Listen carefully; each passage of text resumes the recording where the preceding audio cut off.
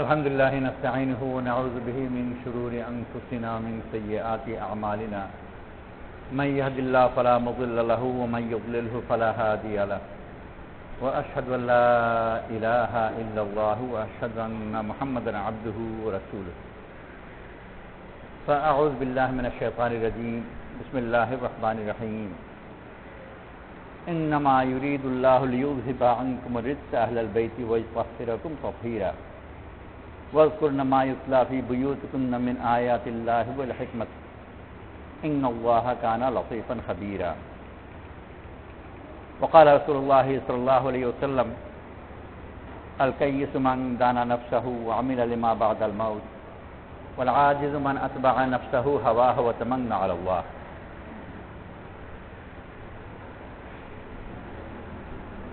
কোনো কিছু যেটাকে ধারণ করে জর্ফ বলে, যাকে ধারণ করে মজরুফ বলে। তো পাত্র আর পাত্র যা ধারণ করে এই দুই জিনিসের মধ্যে বড় ঘনিষ্ঠ সম্পর্ক আছে, এত বেশি যে কখনো একটার জন্য আরেকটার নাম ব্যবহার করা হয়। অনেক সময় স্টেশনে চাকরি বেশি করে চা বিক্রি করে, তো যারা চা চায় অনেক সময় চা না বলে বলে আমাকে এক পেলা দিন, পেয়ালা বলছে, অথচ চায় চা। সেও বুঝে যেখানে পেয়ালা মানে চা। তো যিনি বলছেন উনিও পেয়ালা শব্দকে ব্যবহার করছেন চায়ের জন্য, আর উনি বুঝতেও পারছে, কারণ চায়ের মধ্যে এবং পেয়ালার মধ্যে পাত্র এবং পাত্র যা ধারণ করে এই দুটোর মধ্যে সম্পর্ক এত ঘনিষ্ঠ যে একটার সাথে আরেকটা মিলে যায়। আল্লাহ তাআলা দ্বীন দিয়েছেন, এই দ্বীন এবং দ্বীন যে ধারণ করে তাদের দুজনের মধ্যেও একটা সম্পর্ক আছে। আর যদি দ্বীন যেরকম পাক নিশ্চিত যে ধারণ করে তার মধ্যেও যদি ওই সিফতগুলো না থাকে, তাহলে ওখান থেকে যেটা বেরোবে ওটা আর দ্বীন নয়। যালিকাল কিতাবু লা রাইবা ফীহ, এই কিতাবের মধ্যে কোনো সন্দেহ নেই। যে এই কিতাবকে নিচ্ছে তার মনেও যেন কোনো সন্দেহ না থাকে।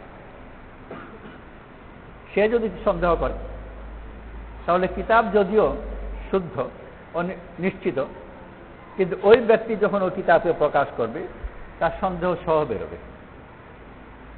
সেজন্যে আল্লাহ তাআলা দ্বীন দেওয়ার সময় ওই মাত্রায় দ্বীন একজনকে দেন যে মাত্রায় ওটাকে বহন করবার জন্য সে প্রস্তুত। নিজের মধ্যে যে মাত্রায় নিশ্চয়তা সে অর্জন করতে পারবে, আল্লাহ তাআলা দ্বীনের হকিকত তাকে ওই মাত্রায় দিয়ে থাকে। আল্লাহর কথার মধ্যে ওজন আছে, ইন্না সানুলকি আলাইকা কাওলান সাকীলা, বড় ভারী কথা, কিন্তু এই ওজন যে বহন করতে পারবে তাকেই দেওয়া হবে, আর না হলে ও ধসে যাবে, বহন করতে পারবে না। সম্ভবত বাকি বিল্লাহ রাহমাতুল্লাহ আলাইহির ঘটনা, একজন মেহমান এসেছেন। আল্লাহওয়ালারা তাদের কাছে মেহমান আসে, আর আল্লাহওয়ালাদের সব জমানারই সিফত যে মেহমানের কদর করেন। মান কানা ইউমিনু বিল্লাহি ওয়া বিল ইয়াউমিল আখির ফালইউকরিম যায়ফাহ, ঈমানি কা সিফত মেহমানের ইকরাম করা। মেহমান এসেছেন, ইকরাম তো করতে মন খুব চায়, সাথে সাথে আমভাবে আল্লাহওয়ালাদের জীবন এরকম ছিল যে হাত থাকে খালি। মেহমান ইকরাম কি দিয়ে করবেন? কাছেই একজন দোকানদার ছিল, দিনদার লোক, বাকি বিল্লাহ রাহমাতুল্লাহ আলাইহিকে খুব ভালোবাসা শ্রদ্ধা করত। ও যখন মেহমানকে আসতে দেখেছে তো নিজেই বুঝতে পেরেছে যে এনার মেহমানদারি করার জন্য তো কিছু দরকার, অথচ ওনার কিছু নেই। তো খানচাতে ইয়া করে খানা টানা সুন্দর করে এসে হাজির হয়েছে। এমন ঠেকার সময় আর এমন সুন্দর খানচা নিয়ে এসেছে, উনি খুব এক জোশের মধ্যে এসেছেন বাকি বিল্লাহ রাহমাতুল্লাহ আলাইহি, আর তাকে বললেন চাও কি চাইবে? এক জজবার মধ্যে বললেন। ও যখন এরকম বড় একটা কথা পেল, চাও কি চাইবে, ও বড় একটা জিনিস চেয়ে বসল, বলল আমাকে আপনার মতো বানিয়ে দিন। এতক্ষণে ওনার হুঁশ ফিরে এসেছে, ওই জজবা খতম। যখন বলল আমাকে আপনার মতো বানিয়ে দিন, তখন বললেন না এটা না, অন্য কিছু চাও। কিন্তু অত সুযোগ পেয়ে গেছে, না এটাই কথায় আটকা পড়ে গেছেন, ওয়াদা আর কিছুতেই মানছে না, মজবুর। ওনার খাস কামরা গোরফায় তাকে নিয়ে গেলেন, নিয়ে একটা নির্দিষ্ট সময় ওখানে থাকলেন, তারপর বের হয়ে এলেন। যখন বের হয়ে এলেন তখন যেন দুই বাকি বিল্লাহ বের হয়েছে, একজন আরেকজনকে আলাদা করে চিনা মুশকিল, কিন্তু একটা আভ্যন্তরীণ পার্থক্য যে আসল বাকি বিল্লাহ তো স্বাভাবিকভাবেই আছেন, আর নতুন বাকি বিল্লাহ বেহুশ, এটা অজ্ঞান অবস্থায়। এই অবস্থায় কিছুদিন ঠিক জানি না কিরকম, 2-3 দিন হয়তো বা, তারপর মারা গেছে। তো পাত্র তো প্রস্তুত ছিল না, এসে গেছে ঠিকই, কিন্তু পাত্র প্রস্তুত না। আর যদি প্রস্তুত না থাকে তাহলে ওটা বহন করতে পারবে না। ওই চিটাগং স্টিল মিল আছে, এখন আছে কিনা যায় না, বা কখনো বন্ধ হয় কখনো খুলে, ওখানে লোহাকে গরম করে গলিয়ে ঢালে, এমনভাবে ঢালে যেন পাইপের পানি পড়ছে, একেবারে তরল। তো ওই নিচে তো পাত্র লাগবে এটা ধোবার জন্য, টুকরি ধরলে হবে নাকি? আমাদের যেসব রান্না বাড়া হয় যেসব পাতিল, ওইসব পাতিল যদি ধরে তো পড়ার সাথে সাথে ওটা করে যাবে। ওইটা ধারণ করবার জন্য ওরকম পাত্র বানাতে হবে। আল্লাহ তাআলা দ্বীন দেওয়ার জন্য তার পাত্রকে প্রস্তুত করা। মক্কা শরীফে 13 বছরে শরীয়তের হুকুম একটাও আসেনি।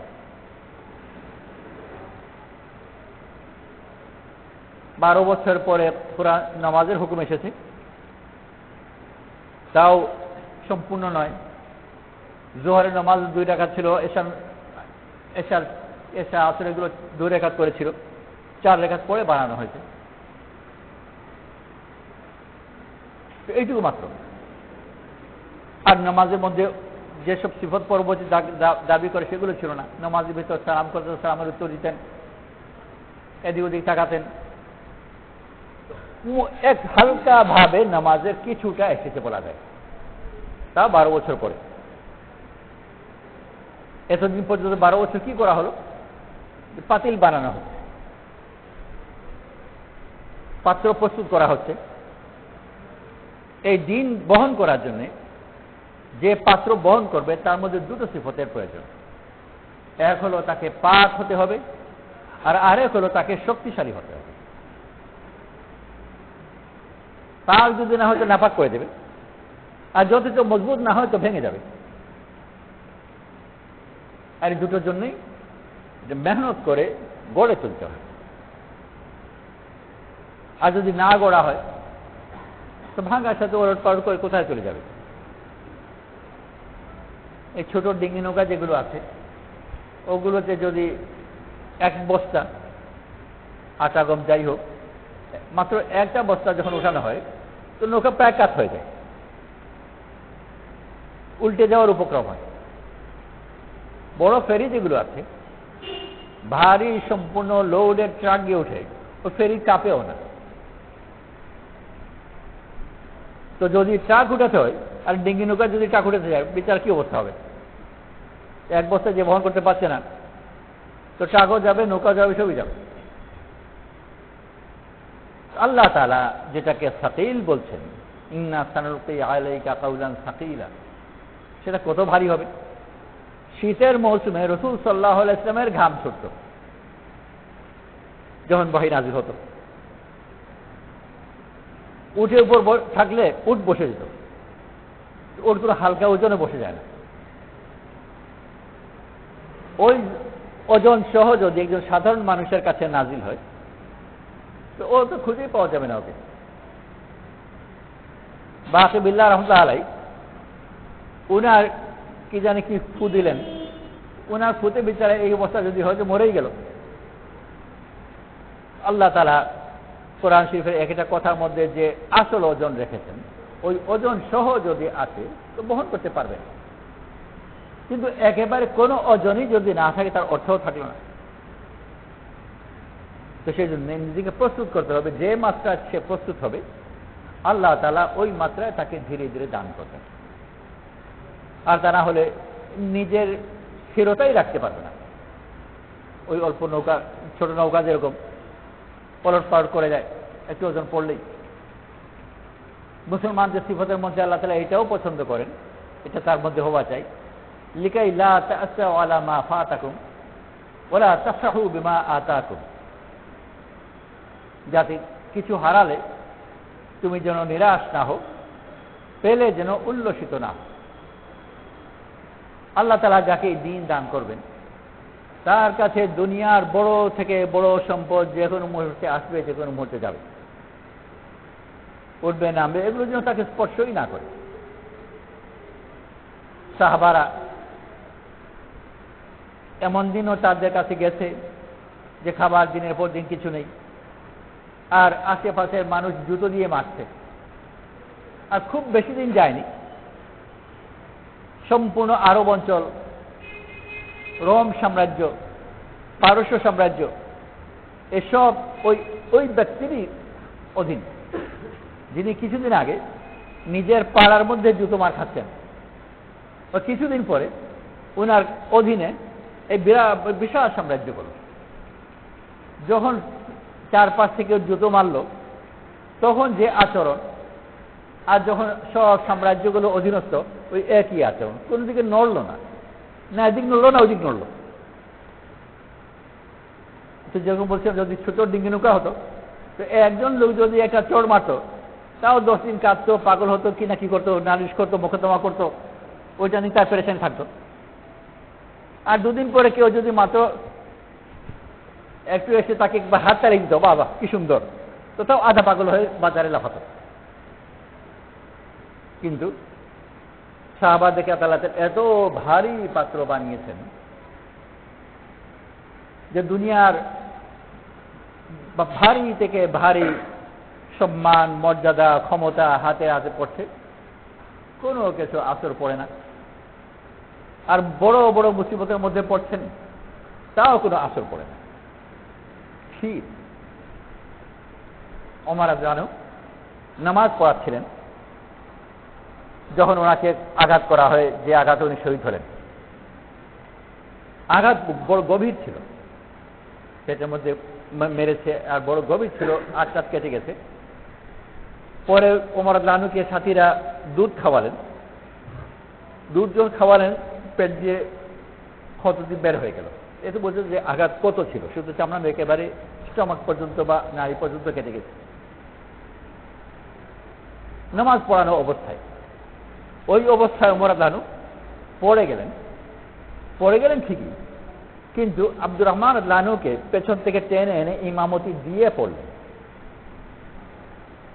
তখনও পুরা হুঁশ আছে যে নামাজ পড়াচ্ছি, নামাজ যেন নষ্ট না হয়, আর আব্দুর রহমান রাদিয়াল্লাহু আনহুকে টেনে এনে নামাজের দায়িত্ব দিয়ে তারপর পড়লেন। ওই পড়ার ভিতরে জলদি একটু উনি সাথে বুঝতে পেরেছেন, এসে গেছেন। আবু লুলু যে আঘাত করেছে, সে পাল্টা আবার যেতে লেগেছে, যার ভিতর দিয়ে যাচ্ছে তারা একটু আটকাবার চেষ্টা করেছে, আরো কয়েকজনকে আঘাত করেছে, তারপর ধরা পড়েছে। আব্দুর রহমান রাদিয়াল্লাহু আনহু এদিকে এসে নামাজ পড়াচ্ছেন। অন্যদিকে যারা, আবু লুলু যেদিকে গেল ওইদিকে তো একটু ডিস্টার্বেন্স একটু হয়েছে, কিন্তু বাকিরা কিচ্ছু টের পায়নি। শুধু এইটা বুঝতে পেরেছে যে ইমাম অন্যজন, কারণ কণ্ঠস্বর বদলে গেছে, আর লম্বা কেরাত না করে সংক্ষিপ্ত কেরাতে অন্য নামাজ শেষ করে দিয়েছে। ওইটা বুঝতে পেরেছে। বাকি এইটাও টের পেল না যে ঘটনাটা কি ঘটল, নামাজ শেষ হওয়ার পরে এগুলো টের পেয়েছে।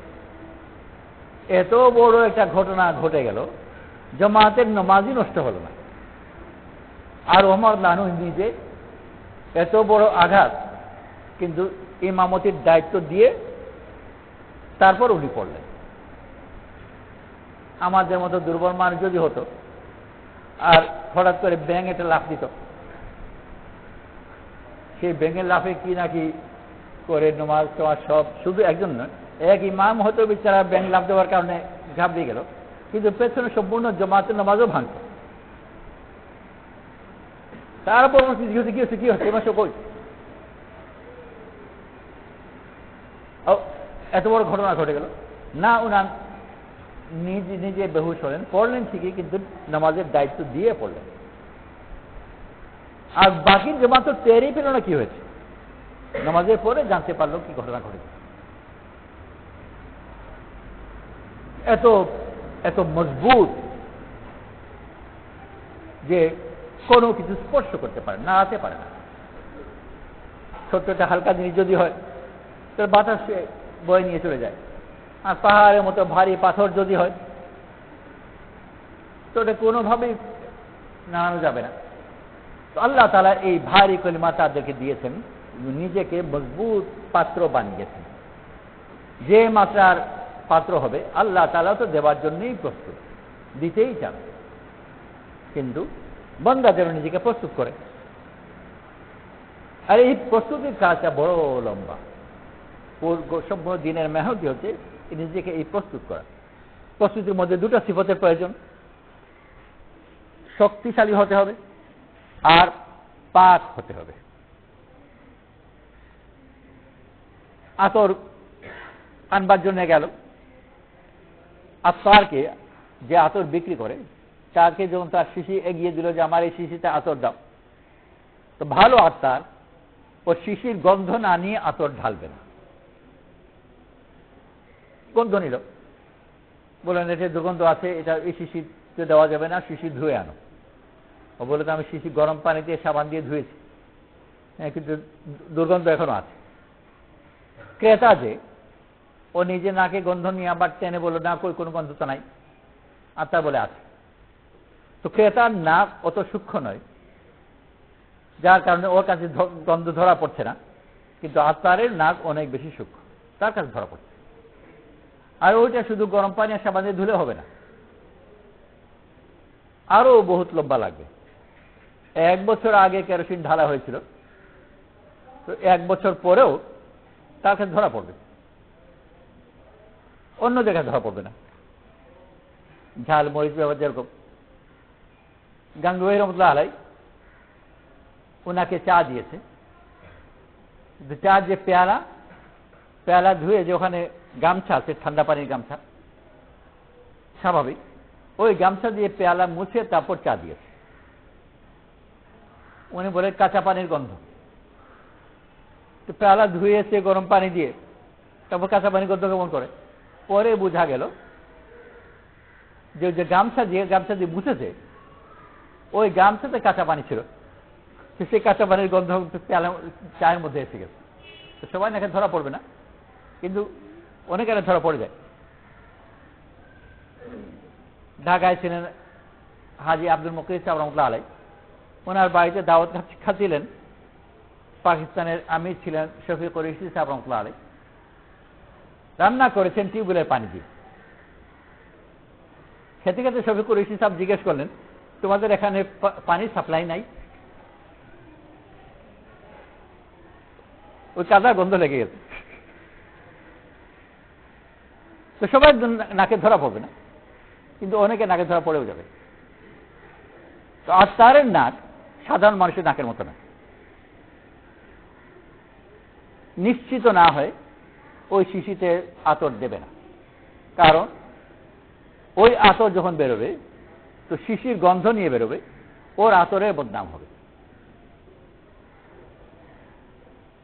অন্যটা সিফত চাই যে হোমিওপ্যাথিক ওষুধ যে দেওয়া হয় নরম শিশিতে, একটু লাগলে ভেঙে যায়, ওরকম শিশিতেও দেবে না।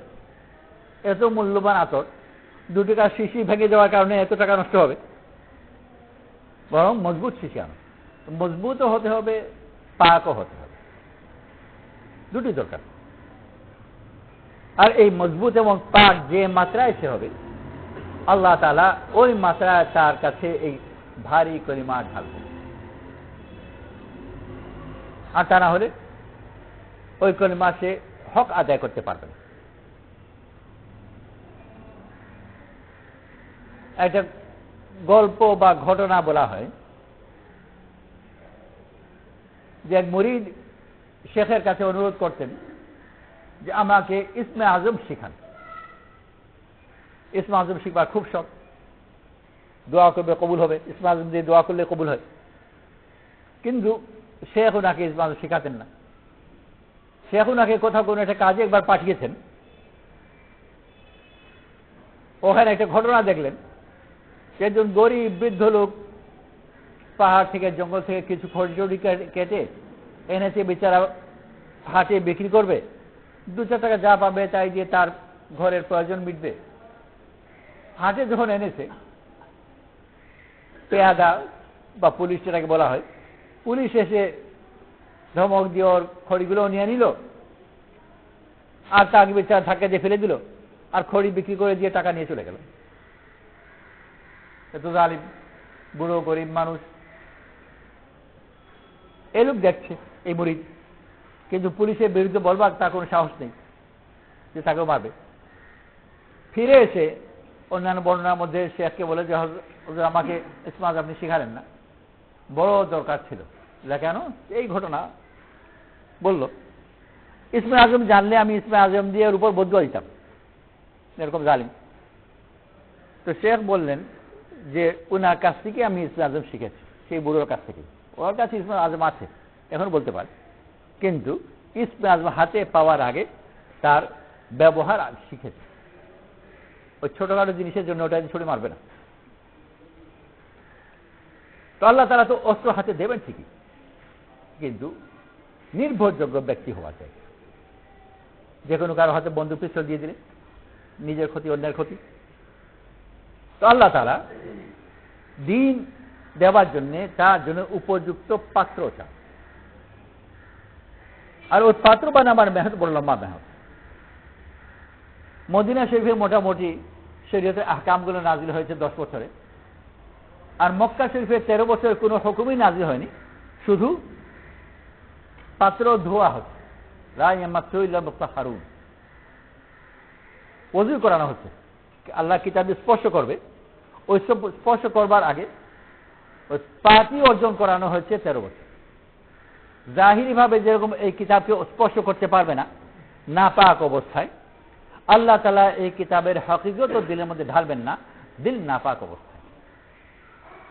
জাহিরি পাকি অর্জন করতে গোসল করে বা ওযু করে, লা ইয়ামাসসু ইল্লা মুতাহহারুন। আর দিলকে তৈয়ার করতে হয় তাকওয়া দিয়ে, হুদাল লিল মুত্তাকিন।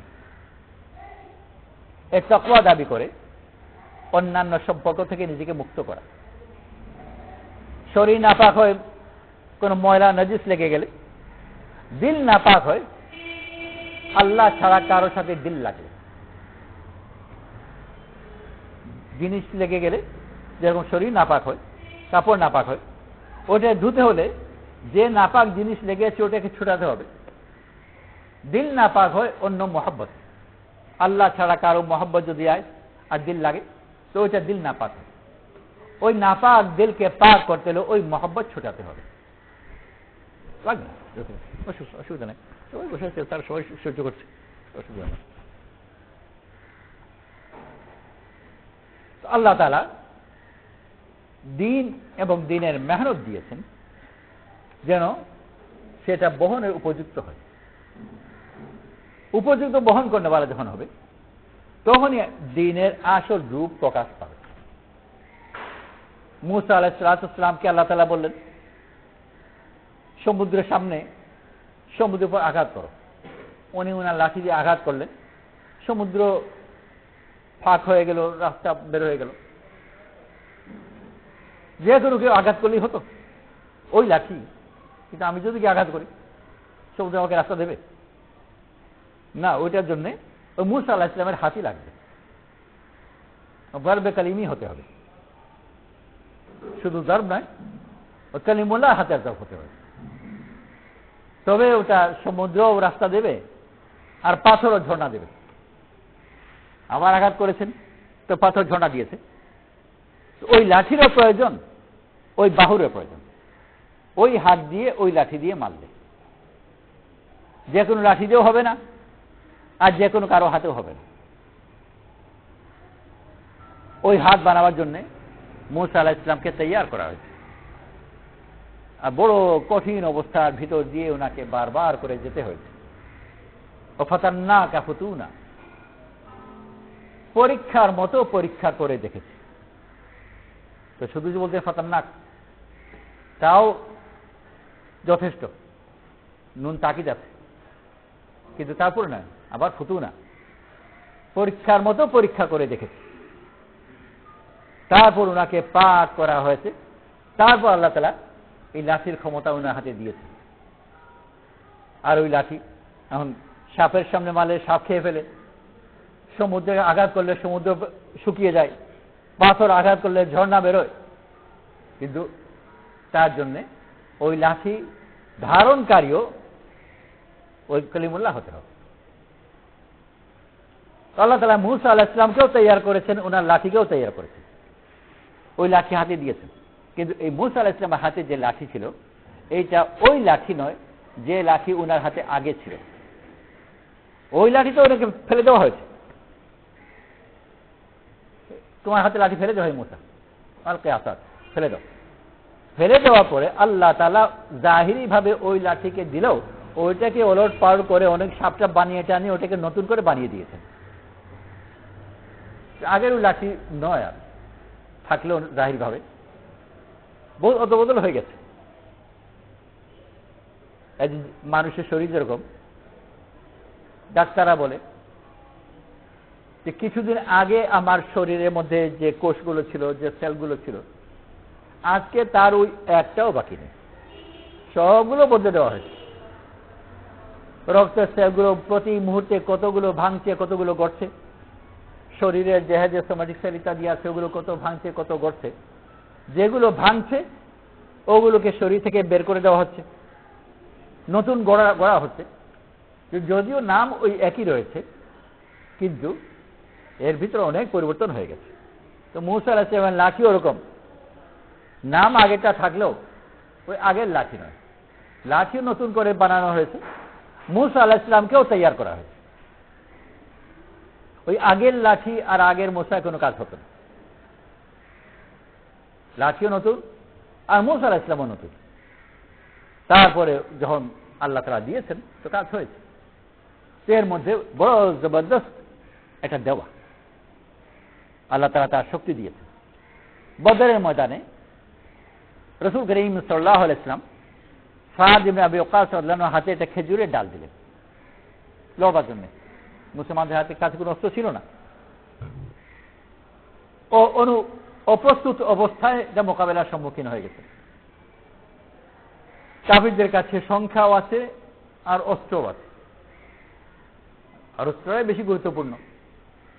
আর শুধু যে ঢাল তলোয়ার তাই নয়, বরং নিজের নিরাপত্তার জন্য লোহার জামা, লোহার টুপি মাথায়। আর তার মোকাবেলা সাদ ইবনে আবি ওয়াক্কাস রাদিয়াল্লাহু করবেন একটা খেজুরের ডাল দিয়ে। মোকাবেলা করলেন ঠিকই, লড়লেন।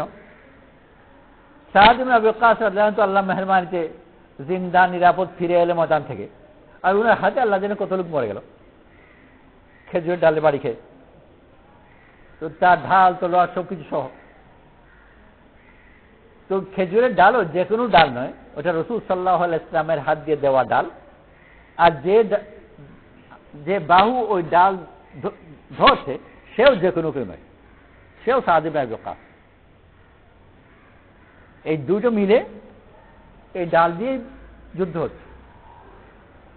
একটা যদি না থাকে তো থাকবে না, যে কোনো ডাল হলেও হতো না, আর যে কোনো ধারণকারী হলেও হতো না। তো আল্লাহ তাআলা আমাদেরকে দিন দিয়েছেন, দিন তো আল্লাহ তাআলা আমাদেরকে দিয়েছেন, ওই দিন আমাদেরকে ধারণ করতে হবে, কিন্তু ওই উপযুক্ত ধারণকারী নিজেকে বানাতে হবে, তবেই তার হকিকত প্রকাশ পাবে। আর তা না হলে দিনের মৃত সুরত থাকবে, কিন্তু তার ভিতরে প্রাণ নেই। রাসূল করিম সাল্লাল্লাহু আলাইহি ওয়াসাল্লাম চিঠি দিয়ে পাঠালেন পারস্য সম্রাটের কাছে, সম্ভবত শুজা বিন ওয়াহাব রাদিয়াল্লাহু আনহু। বললেন নিজ হাতে দিও। চিঠি নিয়ে গেলেন। সম্রাটের অনুমতির জন্য তারা ভিতরে গেছে যে নিজ হাতে চিঠি দিতে চান, অন্যের হাতে দেবেন না। বাইরে যারা তারা কথা বলছে, ওনার কাছে যে তলোয়ার ছিল সেই তলোয়ারের খাপও ছিল না, তেনা দিয়ে পেঁচিয়ে রাখা, কারণ একেবারে খোলা তলোয়ার নিয়ে চলাফেরাও করা মুশকিল, কার গায়ে লাগবে, কেটে যাবে, শরীয়তে নিষেধও আছে। তো এটা কোন রকম করে এটা তেনা দিয়ে পেঁচিয়ে রাখা। আর গিয়েছেন পারস্য বাটের দরবারে, সেখানে এক খাফেরই ধুমধাম কত। তারা বলছে যে এই তলোয়ার দিয়ে কি হবে, তলোয়ার এমন বেশি কিছু নয়, আর খাপ তো নেই, বিদ্রুপ করছেন, এইটা দিয়ে তোমরা কি করবে?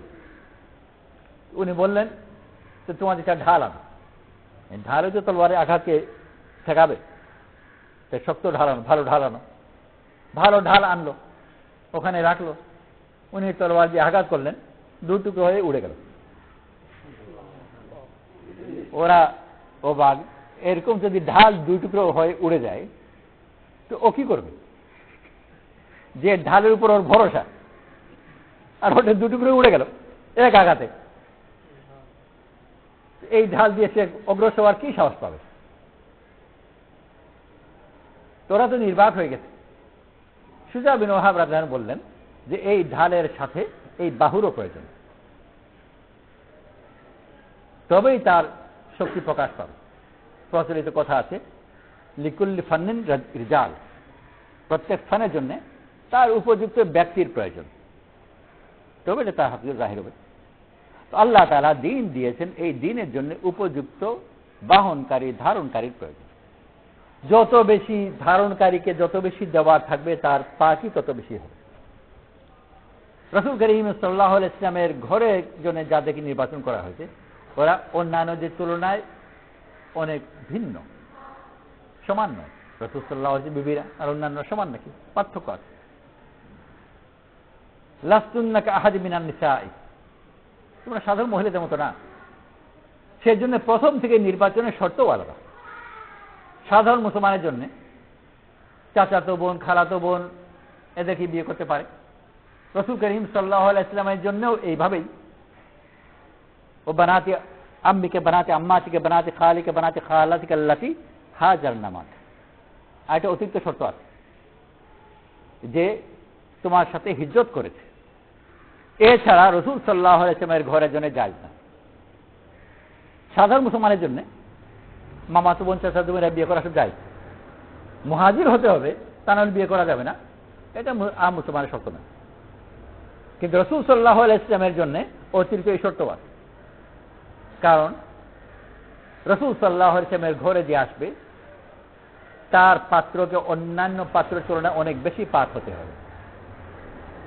হিজরত যে করেনি, নিজের অঞ্চলের মহব্বত একটা বাকি রয়েই যায়, হিজরতের যেটা পাকি হয়। তো যে জিনিস হিজরতের দ্বারা পাকি হবে, ওই পাকি যে অর্জন করেনি, রাসূল সাল্লাল্লাহু আলাইহি ওয়াসাল্লামের ঘরের জন্য সে উপযুক্ত নয়।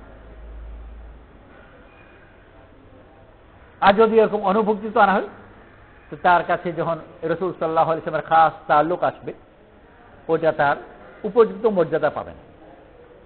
এজন্য অতিরিক্ত একটা পাকির প্রয়োজন, যা হিজরতের মাধ্যমে অর্জন হয়। প্রথম তো নির্বাচনই আলাদা। নির্বাচনে আসার পরে তারপরে ওখানে আরো প্রস্তুত করা হয়েছে। একজন মহিলা, ঘরের মহিলা স্ত্রী, তার খাবার থাকার প্রয়োজন আছে। যদি উপবাসের মধ্যে থাকে তো বলার অধিকার আছে যে কষ্ট হচ্ছে, কিছু জোগাড় করে দাও।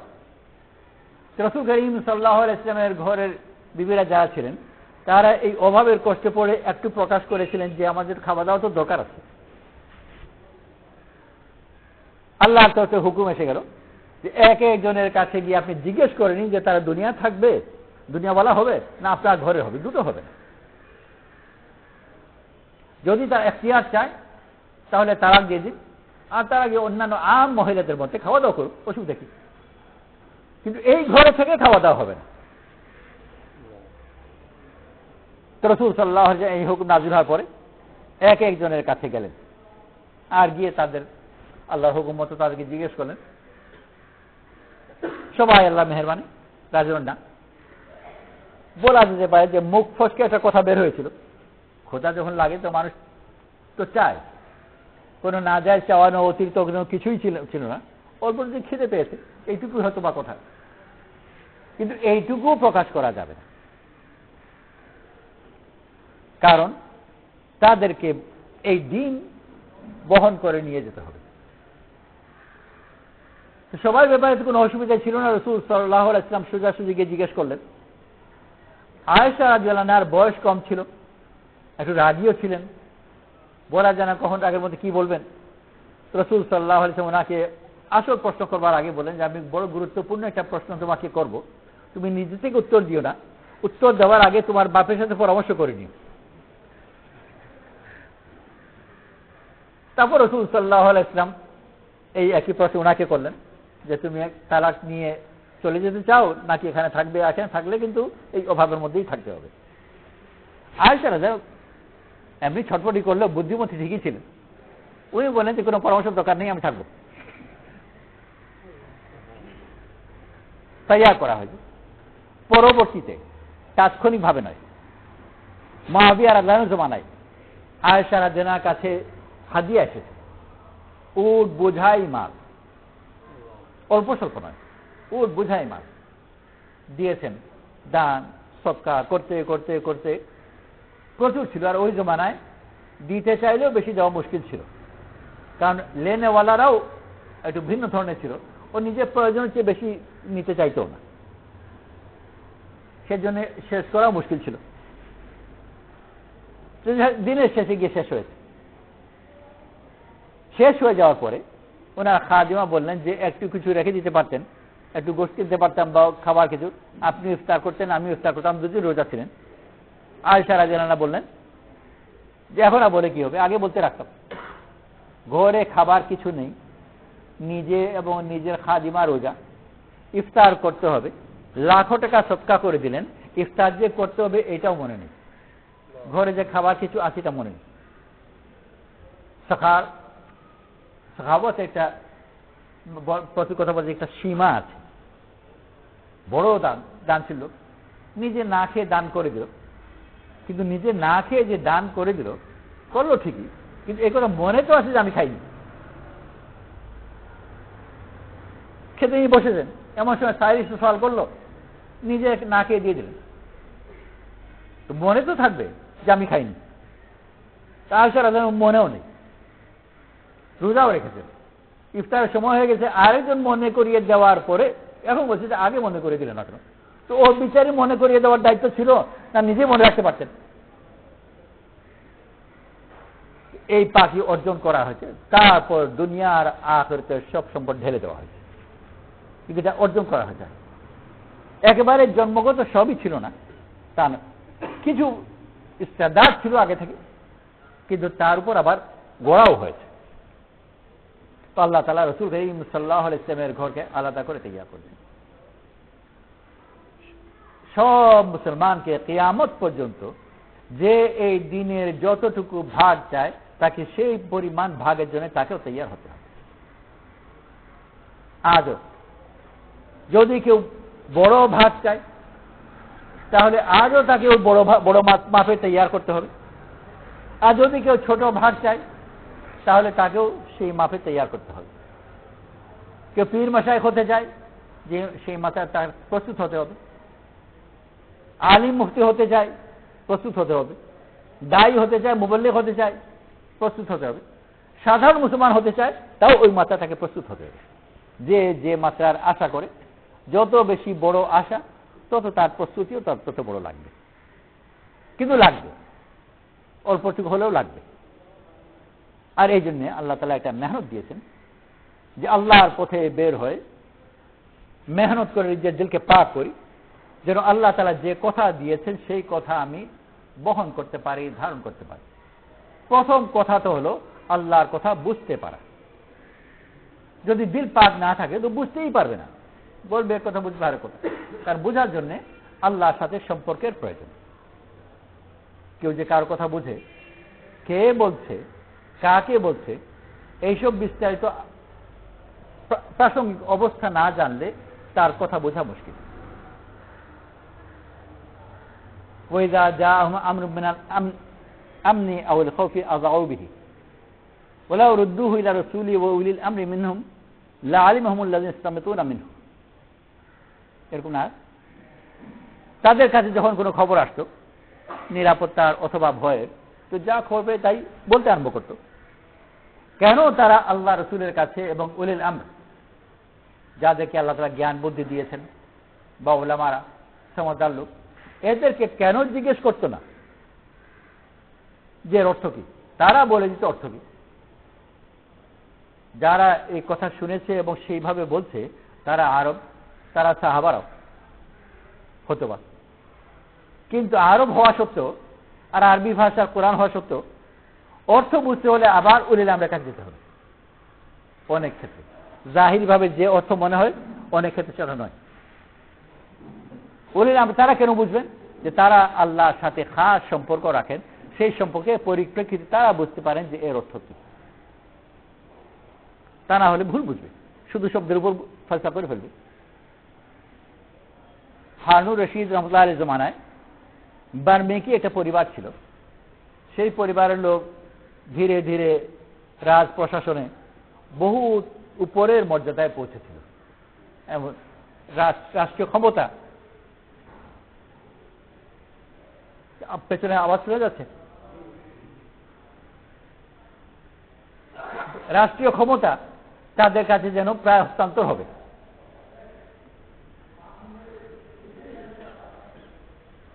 পরবর্তী দিকে এমন কিছু ঘটনা ঘটল যে এই বার্মেকিদেরকে কতল করে দেওয়া হলো।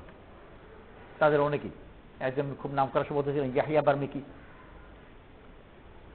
বার্মেকি পরিবার এক মহিলা পরবর্তীতে হারুন রশিদ রহমতুল্লাহ আলাইহির ওখানে এসেছেন, সালাম করলেন।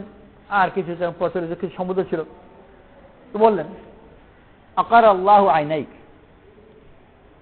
হাকামতা ফাকাসাবতা, অন্য কিছু কথা। চলে যাওয়ার পরে হারুন রশিদ রহমতুল্লাহ আলাইহি ওনার মজলিসে একজন গুরুত্বপূর্ণ ব্যক্তি, হয়তো এখন মন্ত্রী হবেন, ওনাকে জিজ্ঞেস করলেন যে ও কি বলল। বললেন, ভালো কথাই তো বলেছে। আকার আল্লাহ আইনাইক, আল্লাহ তাআলা আপনার চক্ষুকে শান্ত করুক, চক্ষু শীতলতার ভালো দোয়া করেছেন। হাকামতা ফাকাসাবতা, আপনি হুকুম দিয়েছেন এবং ন্যায় বিচার করেছেন, ন্যায় বিচার করেছেন। হারুন রশিদ বললেন, তুমি বুঝোনি, ও আমার বিরুদ্ধে বলে গেছে। কি বলল? আকার আল্লাহ আইনাইক, তোমার চক্ষুকে শান্ত করুক, আর এটা মৃত্যুর বদদুয়া, মানুষ মরে গেলে চোখ ঠান্ডা হয়ে যায়। হাকামতা ফাকাসাবতা, হুকুম দিয়েছ এবং ন্যায় করেছ। তেস্তের শব্দ তার বিপরীত অর্থ হয়, মিনাল মুসলিমুন মিনাল কাসিতুন, এখানে কুফরি অর্থ ব্যবহার করা হয়েছে। অন্যায় করেছ, যে হুকুম দিয়েছ অন্যায় করেছে। হারুন রশিদ বুঝতে পেরেছেন, হাকিম ছিলেন এবং তার মনোভাব সম্বন্ধে কিছু জ্ঞান আছে, অথচ ওনার কাছের লোক তার বিপরীত অর্থ বুঝলেন। তো বুঝতে হলে কে বলছে, কাকে বলছে ইত্যাদি যদি না জানে, তার সাথে পরিচিতি না থাকে, তার কথা বুঝবেন। সূরা নাসর নাযিল হলো, ইযা জাআ নাসরুল্লাহি ওয়াল ফাতহ ওয়া রাআইতান নাসা ইয়াদখুলুনা ফি দীনিল্লাহি আফওয়াজা ফাসাব্বিহ বিহামদি রাব্বিকা ওয়াস্তাগফির ইন্নাহু কানা তাওয়াবা। সাদাসিধা অর্থ, আল্লাহর সাহায্য যখন হলো আর তুমি দেশে মানুষ দলে তো ইসলামের মধ্যে আসছে, তাসবিহ পড়ো, তাহমিদ পড়ো, ইস্তেগফার করো, আল্লাহ গুনাহকে মাফ করেন। সাহাবারা, ঘনিষ্ঠ সাহাবার বিশেষ করে, সব সাহাবা না, তারা এই সূরা শুনেই বুঝতে পারলেন যে রাসূল সাল্লাল্লাহু আলাইহি ওয়াসাল্লাম দুনিয়া থেকে চলে যাওয়া সম্ভব। কোন শব্দের মধ্যে, কোন অংশের মধ্যে রাসূল সাল্লাল্লাহু আলাইহি ওয়াসাল্লাম বিদায় সম্ভব? ইযা জাআ নাসরুল্লাহি ওয়াল ফাতহ, এখানে নাই। ওয়া রাআইতান নাসা ইয়াদখুলুনা ফি দীনিল্লাহি আফওয়াজা, এখানেও নাই। ফাসাব্বিহ বিহামদি রাব্বিকা ওয়াস্তাগফির, এখানেও নাই। ইন্নাহু কানা তাওয়াবা, এখানেও নাই। তো কোথায়? কোন শব্দের মধ্যে, কোন আয়াতের মধ্যে রাসূল সাল্লাল্লাহু আলাইহি ওয়াসাল্লাম বিদায় সংবাদ? কিন্তু যারা আপন, যারা ঘনিষ্ঠ, তারা ঠিকই বুঝবে। আর এটাই ঠিক। এখন তাফসীরের মধ্যে খুললেই যা পাওয়া যাবে, কথার ফাঁকের মধ্যে আছে, আড়ালে আছে, কিন্তু যে জানে, যে ঘনিষ্ঠ সম্পর্ক রাখে, সে বুঝতে পারবে। আর যার ওই ঘনিষ্ঠ সম্পর্ক নেই, সে বুঝতে পারবে। ওই ঘনিষ্ঠ সম্পর্ক কেউ পাবে না যদি সে তার দিলকে অন্যান্য সম্পর্ক থেকে মুক্ত না করে। যত বেশি সে দিলকে অন্য সম্পর্ক থেকে মুক্ত করবে, পাক করবে, আল্লাহ তাআলা তত বেশি তাকে ওই খাস সম্পর্ক নসিব করবে। ইন্নামা ইউরিদুল্লাহু লিইউযহিবা আনকুমুর রিজসা আহলাল বাইতি ওয়া ইউতাহহিরাকুম তাতহীরা। পাকির মতো পাক করবেন, ইউতাহহিরাকুম তাতহীরা। তারপরে আল্লাহ তাআলা তোমাদের ঘরে যা নাযিল করছেন ওটা স্মরণ করো পাকির পরে। ওয়াজকুরনা মা ইউতলা ফি বুয়ুতিকুন্না মিন আয়াতিল্লাহি ওয়াল হিকমাত ইন্নাল্লাহা কানা লতীফান খাবীরা। তোমাদের কাছে যা নাযিল হচ্ছে আল্লাহ তাআলার আয়াত এবং হিকমত, ওগুলোর চর্চা করো। কিন্তু এই চর্চার কথা এসেছে ইউতাহহিরাকুম তাতহীরার পরে। নিজের মধ্যে পাকি অর্জন করতে হবে, আর ওই পাকি আমাদের কাছে চায় যে আমার দিলকে অন্যান্য আকর্ষণ থেকে মুক্ত করি। মালের মোহ, অভাবের ভয়, শত্রুর ভয়, সব ভয় থেকে, সব মোহ থেকে নিজেকে পার করতে হবে। তবে আল্লাহ তাআলার ভয় দিলের মধ্যে ঢুকবে, আর আল্লাহ তাআলার ওয়াদার আগ্রহ দিলের মধ্যে পয়দা হবে। ঠিক মতো আল্লাহ তাআলার ভয় আসবে তখনই যখন অন্য ভয় থেকে সে মুক্ত হয়ে। আর তা না হলে ওই আল্লাহ তাআলার ভয় যেভাবে হওয়া উচিত সেইভাবে হবে না। আল্লাহ তাআলা যে ওয়াদা করছেন ইহতিসাব, আল্লাহ তাআলা প্রত্যেক হুকুমের মধ্যে আড়ালে ইহতিসাব আছে। আল্লাহ কিছু ওয়াদা করছেন, এই ওয়াদার ব্যাপারটা আকাঙ্ক্ষী হতে হবে। যদি দিলের মধ্যে অন্য আকাঙ্ক্ষাও থাকে, আল্লাহ তাআলা যে ওয়াদা করেছেন ওই ওয়াদার আকাঙ্ক্ষা যেভাবে যে পাখির সাথে তার দিলের মধ্যে আসা উচিত ওই পাখির সাথে আসবে না, এর সাথে অন্যান্য আকাঙ্ক্ষা এসে মিলে ওটাকে নাপাক করবে। যে আল্লাহ তাআলা যে ওয়াদা করেছেন সেটাও আমি চাই, আরো কিছুও চাই, শুধু ওটা।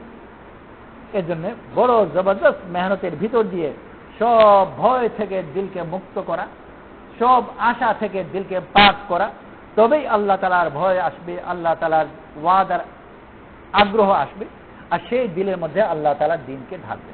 যে মাত্রায় নিজেকে পাক করতে পারে তখনই আল্লাহ তাআলা তাকে তাফাক্কুহ দান করবেন। মা ইউরিদুল্লাহু বিহিল খাইর ইউফাক্কিহু ফিদ্দীন। আল্লাহ তাআলা যার মঙ্গল চান তাকে দ্বীনে তাফাক্কুহ দান করেন। তাফাক্কুহ এই শব্দের ভিতর পাওয়া যাবে না। আল্লাহ তাআলা খাস করে দান করবেন যাকে আল্লাহ তাআলা এই খাস সম্পর্ক দান করেন। জাহিরি ভাবে কথার অর্থ একদিকে, কিন্তু ফকির সমাজ অন্যদিকে।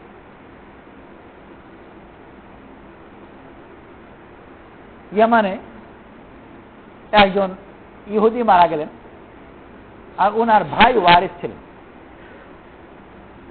প্রশ্ন হলো যে মুসলমান মুমিন ইহুদির ওয়ারিস হতে পারে কিনা, তার সম্পত্তি সে পাবে কিনা। রাসূল করিম সাল্লাল্লাহু আলাইহি ওয়াসাল্লাম বলেছেন মোটামুটি এই ধরনের কথা, আল মুমিন লা ইয়ারসিল কাফির ওয়াল কাফির লা ইয়ারসিল মুমিন। মুমিন কাফিরের ওয়ারিস হয় না, সম্পত্তির উত্তরাধিকারী হয় না, আর কাফির মুমিনের উত্তরাধিকারী হয় না। এই কথা থেকে সব ফয়সালা পরিষ্কার, কাফিরের উত্তরাধিকারী মুমিন হবে না। মুআয ইবনে জাবাল বললেন যে হবে, কারণ রাসূল সাল্লাল্লাহু আলাইহি ওয়াসাল্লাম বলেছেন দ্বীন বাড়ায় কমায় না, আর দ্বীন ইউজিজ ওয়ালা ইউনকিস। যেখানে মিরাসের ব্যাপারে সরাসরি হাদিস, ওখান থেকে ফতোয়া না নিয়ে, যেটা আম একটা কথা, ওখান থেকে ফতোয়া না নিলেন। আর শুধু নিলেন তাই নয়, অনেক সাহাবারা ছিলেন তারা কেউ ইনকার করলেন না, এটা ঠিক নয়, মানলেন। কেন? রাসূল সাল্লাল্লাহু আলাইহি ওয়াসাল্লামের আস্থা ওনার উপর আছে। তাফাক্কুহ এমন ভিন্ন জিনিস যে যার সাথে তাল্লুক আছে আল্লাহ তাআলা তাকেই খাস সমঝ দেন, আর ওটা অনেক সময় কথার বিরুদ্ধে যাবে। জাহিরি ভাবে কথা একদিকে মনে হয়, কিন্তু অর্থ ভিন্ন দিকে। এমনি আমভাবে এটা জানা আছে যে কোনো ভাষায় শব্দের বিপরীত অর্থ হয়, বাংলাতে হোক আরবিতে হোক। মজা দেখাবো, কে বলেছে, কিভাবে বলেছে, তারপর নির্ভর করে যে মজাটা কি ধরনের। আল্লাহ তাআলা বলেন ফাবাশশিরু বিআযাবিন আলীম। বাশির তো মজা, কিন্তু আযাবিন আলীম এইটুকু তো বোঝা খুব কঠিন নয়, সহজে বোঝা যায়। কিন্তু অনেক জায়গায় অনেক সূক্ষ্ম পার্থক্য আছে, যে কোন অর্থে ব্যবহার করা হয়েছে বা এই সম্পূর্ণ হুকুমের অর্থ কি সেটাও সবাইকে ধরা পড়বে না। মুআয ইবনে জাবাল রাদিয়াল্লাহু আনহু জাহিরি দৃষ্টিতে রাসূল সাল্লাল্লাহু আলাইহি ইসলামের হাদিসের খেলাফ ফয়সালা করলেন, কিন্তু আল্লাহ তাআলা ওনাকেই বেশি যে মজবুত দিয়েছে, বাকি অনেক সাহাবারা এই ফয়সালা সবাই মানলেন যে এটাই ঠিক। কেন? যে আল্লাহ তাআলা তাফাক্কুর দান করেন, আর ওটা শব্দের অর্থের চেয়েও বেশি। এই জিনিস আল্লাহ তাআলার খাস নিয়ামত, আল্লাহ তাআলা দান করেন। মান ইউরিদুল্লাহু বিহি খাইর ইউফাক্কিহু ফিদ-দীন, আল্লাহ তাআলা দান করেন। আল্লাহর তরফ থেকে বক্ষের এই প্রশস্ততা আসে, শারহুস সাদর আল্লাহ তাআলা দিলের মধ্যে ঢালেন। কখন? যখন এই দিল পাক হবে। সেই জন্য আল্লাহর পথে বের হয়ে দিলকে পাক করা, সব জমানায় বিভিন্নভাবে আল্লাহর পথে বের হয়ে দিলকে পাক করে। আজকালকার তাবলীগের সুরত ছাড়াও সব জমানায় কোনো না কোনো ভাবে তাকে বের হইতে হয়েছে তার পরিবেশ থেকে, আর দিলের মধ্যে পাকি অর্জন করতে হয়েছে। সাহাবাদের এটা বহুত বেশি কঠিন ছিল। মক্কার 13 বছর মক্কায় থেকে মক্কার বাইরে, বাইরে থেকে আরো বেশি, বরং বাইরে চলে গেলে তবু নিরাপদ। ওখানে থাকে তো প্রতিদিন কোনো মুহূর্ত নেই, নিজের বাড়ির ভিতরে মা বাবাই মেরে না ফেলে, মোটেই ভিতরে নেই, বা নিজের বাড়ির ভিতর থেকে বাড়ির বাইরে, মক্কায় থেকে মক্কার বাইরে, বরং ছটফট করতে বাইরে যেতে গেলে যান বাঁচে, ওরা যেতে দেয় না। তো ওই মক্কার ভিতরে থাকা কোনো ভিতরে ছিল না, বরং মারাত্মক ভাবে বাইরে ছিল। এতে বাইরে যে কোনো জায়গায় মরুভূমিতেও নিরাপদ। আবু জরদা রাদিয়াল্লাহু আনহু, আবু বসির রাদিয়াল্লাহু আনহু, এনারা মক্কার বাইরে মরুভূমিতে গিয়েও নিরাপদ ছিলেন, যে নিরাপত্তা মক্কার ভিতরেও ছিল না, অথচ মা বাবা সবাই আছে। এইভাবে তাদেরকে বের হতে হয়েছে।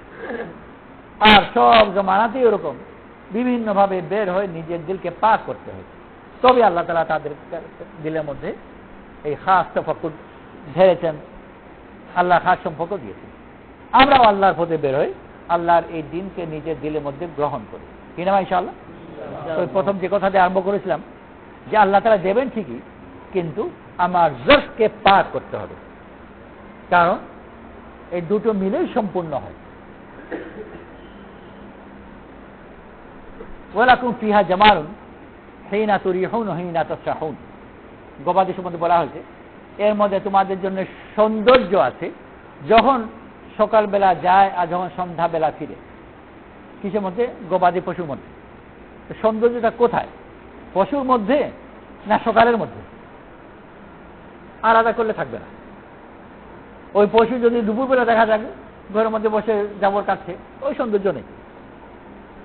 আর বিনা পশু ছাড়া শুধু সন্ধ্যার দিকে তাকায়, তাও ওই সৌন্দর্য নেই। ওই দুটো মিলে সময়ের একটা পাত্র, হিনা তুরিহুন হিনা তাসরাহুন, এই সময়ের মধ্যে যখন দেখা যায় তখন তার সৌন্দর্য, একটার সাথে জড়িত আরেকটা। ওরকম এই দিল যখন ওই মাত্রার পাক হবে, তার মধ্যে আল্লাহ তাআলা তার কথাকে ঢালবেন, তখন তার সৌন্দর্য প্রকাশ পাবে। এই জন্য নিজের দিলকে পাক করা আর আল্লাহর কাছ থেকে আল্লাহর কালামকে নেওয়া, কিনা ভাই ইনশাআল্লাহ। সবাই নিয়ত করি ইনশাআল্লাহ যে যত বেশি পারি, যত তাড়াতাড়ি পারি ইনশাআল্লাহ আল্লাহর পথে বের হয়ে আমরা এই মেহনত করব, যেন আল্লাহ তাআলা মেহেরবানি করে আমাদেরকে এই দিনের উপযুক্ত বহনকারী বানান। যে এক কথা দিনে জানে সেও দিনের এই বহনকারী, আর ওই মাত্রায় তার মধ্যে যোগ্যতা অর্জন করতে হবে। আর যে 100 কথা জানে, 1000 কথা জানে, সেও এটার বহনকারী, আর তাকে ওই মাত্রায় এটার অর্জন করতে হবে। যে আল্লাহ বা আল্লাহর রাসূলের যত বেশি নিকট আল্লাহ করেছেন বা হতে চায়, সে অত বেশি তার উপর এই দায়িত্ব। সেই জন্য কেউ কিয়ামত পর্যন্ত রাসূল সাল্লাল্লাহু আলাইহি ওয়াসাল্লামের সাথে খাস সম্পর্ক রাখনেওয়ালা তাদের জন্য যাকাত গ্রহণ করা যায় না। তারা রিজিকের ব্যাপারেও উঁচু দরজা রিজিক উপর থাকবে, উপবাস করবে, কিন্তু যাকাত যেন না নেয়। ওই মাত্রা নিজের মধ্যে পাকি অর্জন করতে হবে। যে মাত্রা আমি নিজেকে উন্নত রাখতে চাই, সেই মাত্রার আমার নিজেকে উন্নত রাখতে হবে।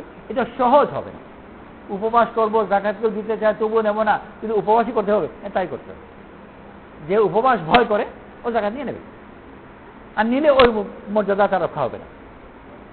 আর যে উপবাস ভয়কে অতিক্রম করতে পেরেছে ও মুস্তাগনি থাকবে। তো আল্লাহর পথে বের হয়ে নিজের মধ্যে এই হিম্মত অর্জন করতে হবে, কিনা ইনশাআল্লাহ। আল্লাহ আমাদের সবাইকে তৌফিক নসিব করুক। নিয়ত করে ইনশাআল্লাহ যে যা তরতিব ওলামাদের তরতিব তো পড়া হওয়ার পরে সালের জন্য বের হয়ে যাওয়া, ওই কথা ঘুরে ফিরে বার আসে যে সবাই যায় 3 চিল্লার জন্য, বিচার আলিম 1 বছরের জন্য কেন? ও যদি আওয়াম হয়ে যেতে চায় কোনো অসুবিধা নেই, ও 3 চিল্লা দিয়ে পাবলিক হয়ে যায়, কিন্তু আলিম হিসেবে যদি থাকতে চায় তাহলে সাল লাগবে। কেন এখতিয়ার? আমি আলিম হবো না পাবলিক হবো? তো আল্লাহ তাআলা আমাদেরকে বহন করার তৌফিক নসিব করুন। হিম্মত করে বলি ইনশাআল্লাহ। প্রথম তো যারা ফারিগ হয়ে যাওয়ার পরে সাথে সাথে অন্য কাজে হাত দেওয়ার আগে, পড়াশোনার অংশ তো পড়াশোনার অংশ রয়ে গেল, যদি কেউ তখন চিন্তা করতে চায় আলাদা একটা পড়াশোনারই অংশ, কিন্তু অন্য কাজে যাওয়ার আগে 1 সাল পুরা করে এই নিয়ত করে ইনশাআল্লাহ, সে আজ হোক আর 2-3 বছর পরেই হোক, অন্য কাজে হাত দেওয়ার আগে সাল পুরা করে তারপর যাবো ইনশাআল্লাহ। হিম্মত দেওয়া নিয়ত করি।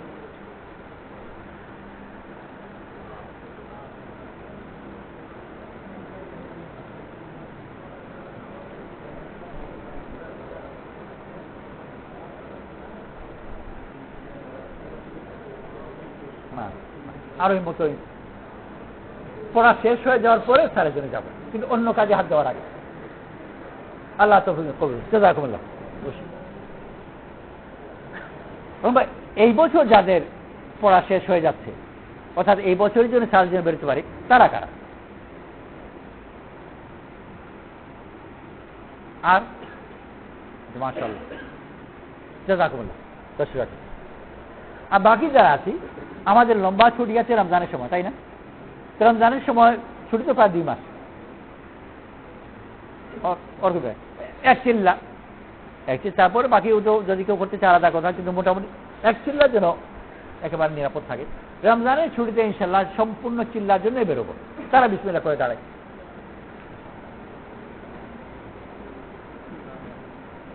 মাশাআল্লাহ। আরো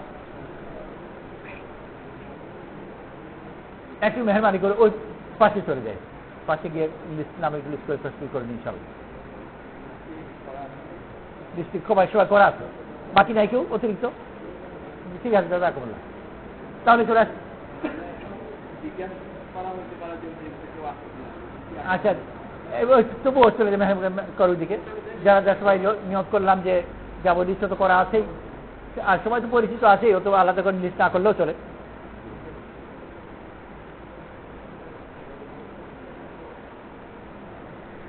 বাকি মজমার মধ্যে যদি এরকম কেউ থাকে যে কোনো বিশেষ কারণে আমি নাম লেখাতে পারছি না, রমজানের সময় আমার অন্য কিছু কোনো উজর আছে, আর এরকম যদি হয় যে উজর আছে ঠিকই, আমি চেষ্টা করছি ওই উজরটা কাটিয়ে ওঠার, দোয়া করছি, চেষ্টা করছি, আল্লাহ যদি মেহরবানি করে আসান করে দিতে আমার চিল্লাও হয়ে যাবে, কিন্তু এই মুহূর্তে অনিশ্চিত, তাতেও কোনো অসুবিধা নেই, কারণ নিশ্চয়তা চাওয়া হয় না, চেষ্টা চাওয়া হয়।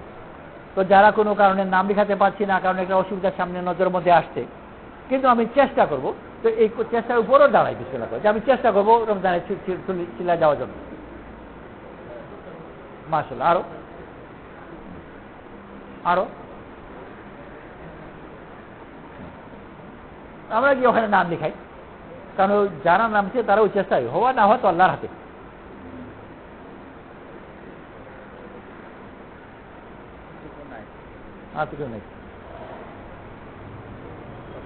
আল্লাহ কবুল করুন। সুবহানাল্লাহি ওয়া বিহামদিহি, সুবহানাকাল্লাহুম্মা ওয়া বিহামদিকা, নাশহাদু আল্লা ইলাহা ইল্লা আনতা, নাস্তাগফিরুকা ওয়া নাতুবু ইলাইক।